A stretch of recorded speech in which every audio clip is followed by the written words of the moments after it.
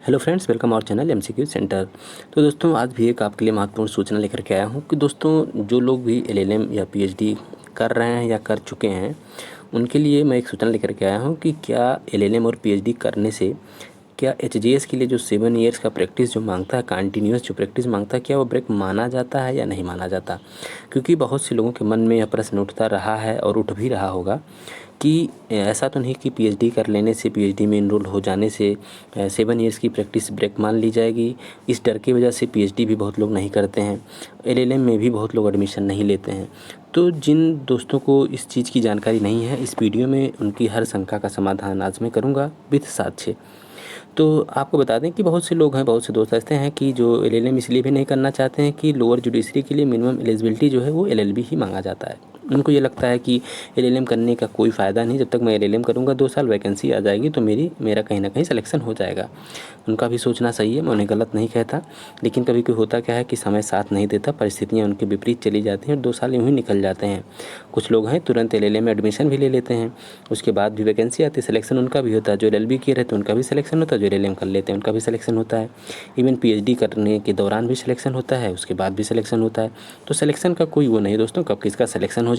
बात आते हैं मेन मुद्दे पे कि क्या प्रैक्टिस ब्रेक होती है नहीं होती। तो एलएलएम का लगभग सभी लोगों को पता होगा कि एलएलएम करने से प्रैक्टिस ब्रेक नहीं मानी जाती है, लेकिन पीएचडी पर सबसे बड़ा क्वेश्चन मार्क है कि क्या पीएचडी करने से भी 7 ईयर्स का जो कंटिन्यूअस जो प्रैक्टिस एचजीएस के लिए मांगता है, क्या वो ब्रेक माना जाता है या नहीं। तो आपको बता दें इसका उत्तर है कि नहीं, वो ब्रेक नहीं माना जाता है। आपको एक चीज़ का और मैं बात कहना चाहूँगा कि अगर आपने चैनल को सब्सक्राइब नहीं किया है तो सब्सक्राइब कर लें और बेल आइकन को दबा लें, जिससे कोई भी वीडियो मैं डालूँगा तो उसका नोटिफिकेशन आप तक पहुँचता रहेगा और आप हर जानकारी से अपडेट होते रहेंगे।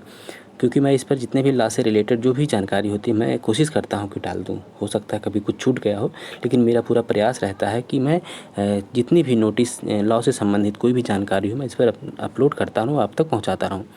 तो इसमें दोस्तों इसका आंसर है कि प्रैक्टिस ब्रेक नहीं मानी जाती। आप पूछेंगे इसके पीछे क्या क्या आपके पास कोई एविडेंस है, तो बिल्कुल है मेरे पास एविडेंस दोस्तों। तो ये आपको मैं दिखाता हूँ कि ये लोगों ने आरटीआई डाली थी।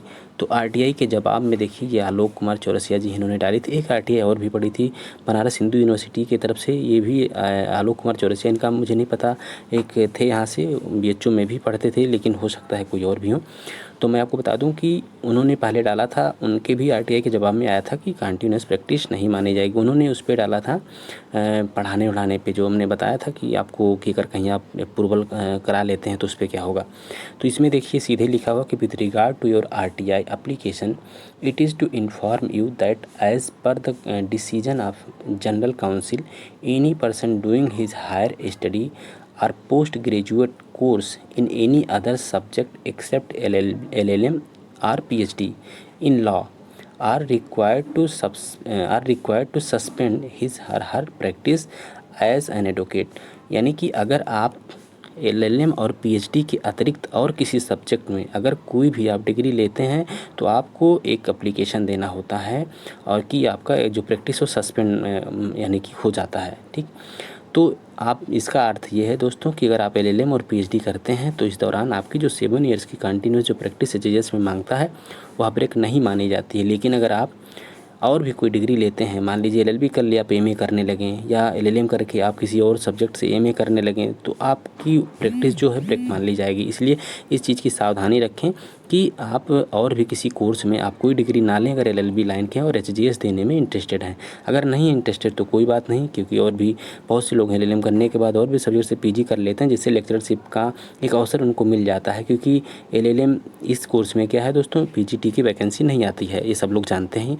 और उधर क्या है, अगर आप एमए हैं तो उसमें क्या है जीआईसी से भी प्रवक्ता का आता है और सामान्य भी प्रवक्ता का आता है, तो उसमें अवसर कहीं ना कहीं ज़्यादा क्रिएट हो जाते हैं।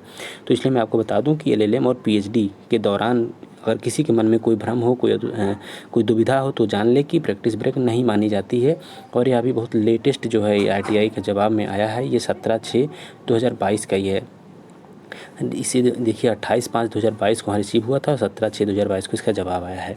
तो दोस्तों आप जान लें कि प्रैक्टिस ब्रेक नहीं मानी जाती है। दोस्तों बहुत ही बड़ी खुशखबरी है, जो भी लोग पीएचडी में कर रहे हैं, पीएचडी जो कर रहे हैं, इनरोल्ड हैं या इनरोल्ड होने की सोच रहे हैं, उनके लिए काफ़ी बड़ी न्यूज़ है। तो आपके मन से ये भ्रम निकल जाना चाहिए कि आप निश्चिंत हो सकते हैं कि पीएचडी करना चाहें तो कर सकते हैं।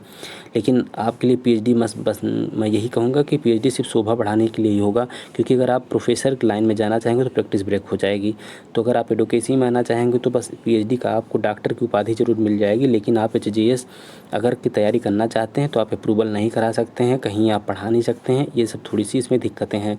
तो शोभा बढ़ाने के लिए अगर एचजीएस देना चाहते हैं तो आप पीएचडी कर सकते हैं। प्रोफेसर लाइन में जाना चाहते हैं तो वेलकम, उधर जा सकते हैं, कोई दिक्कत नहीं, क्योंकि उधर तो पीएचडी कंपलसरी है। एचजीएस में कोई कंपलसरी नहीं है, वो तो एक एडिशनल डिग्री है, बस आपको छूट दी गई है कि आप कर सकते हैं। तो दोस्तों फिर मिलते हैं अगले किसी नोटिस के साथ। नमस्कार, धन्यवाद।